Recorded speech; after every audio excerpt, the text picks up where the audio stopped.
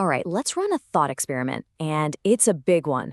What if you could bring together the greatest scientific minds from all of history, put them in one room outside of time itself, and just let them debate the biggest questions imaginable? I mean, just picture it. You'd have Pythagoras arguing with Einstein, Marie Curie challenging Isaac Newton. This is way more than just a meeting, right? It's a full-on convergence of consciousness itself, all of them aiming for one single massive goal, to figure out, well, everything. And the physicist James Clerk Maxwell totally gets how weird this is. He says, we're not just here, we're being transmitted. They're not just people in a room, they're like a living message. And the first thing they have to do is to try and decode the message of reality itself. So, with a lineup like that, where do you possibly start? Well, you go right to the bottom, to the most fundamental question of all. The philosopher Hypatia poses it to the group. What is real? And right away, the two giants of modern physics just clash. On one side, you've got Niels Bohr. He argues that reality isn't some fixed thing out there. It's what we find when we measure it. If you don't look, it's just a fog of possibilities. But Einstein, he just can't stand that idea. He famously says the moon exists when nobody looks at it. For him, reality is solid, it's objective, and it couldn't care less if we're watching. But here's where it gets really cool. The question just splinters into all these different brilliant answers. Charles Darwin, for instance, has a super practical biological take. For him, reality is just the ultimate test.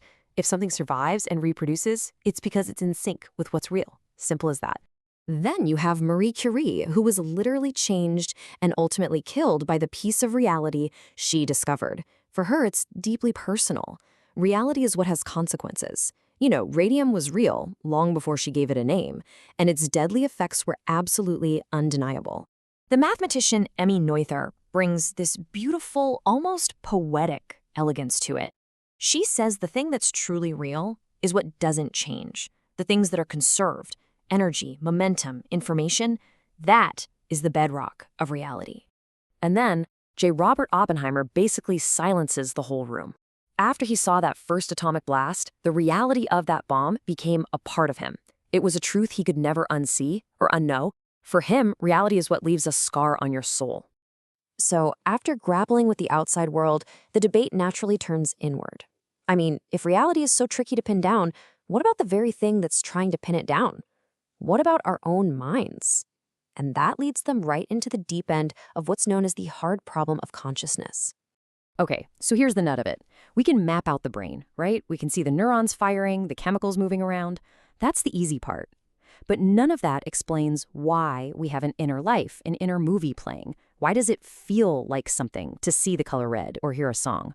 Why aren't we all just dark, unfeeling robots processing data? And boom, you've got another huge split in the room. For materialists like Crick and Watson, the guys who figured out DNA, there's no hard problem. Consciousness is just what the brain's hardware does. It's an output. But then René Descartes chimes in, and he says they're missing the entire point. The one and only thing you can't possibly doubt is that you are doubting. I think, therefore I am. Consciousness isn't a product of reality. It's the only thing we know for sure. And then, the logician Kurt Gödel just drops this mind-bending idea. He's the guy who proved that any system, like math, can never fully prove everything about itself from the inside. It's fundamentally incomplete. So he suggests, maybe consciousness is what it feels like to be one of those systems. A system that can see the world and even see itself, but can never ever fully capture its own essence. So the debate keeps digging deeper, and now it gets to the absolute weirdest level of reality we know of. After talking about the cosmos and the mind, they have to face the bizarre fabric of reality itself, the quantum world. This is where all our common sense about how things are supposed to work just completely falls apart. And you can just feel Einstein's frustration. He hated the idea that at the most fundamental level, the universe is random, that it's all about probability. He was convinced there had to be some deeper, hidden rules that we just hadn't found yet. To which Niels Bohr has this legendary, perfect comeback. He basically tells him, look, we just have to accept what the experiments are showing us. The quantum world is weird. It is based on chance. Our job isn't to hope the universe makes sense to us. It's to listen to what it's actually telling us. That little exchange, it's the whole quantum debate in a nutshell. And because there's no single clear answer, physicists have come up with all these different interpretations. They're basically different stories to explain what all the crazy math means. And look at these options. Does reality only snap into place when we look at it? Does the universe split into a zillion copies of itself every second? Are there secret pilot waves guiding everything?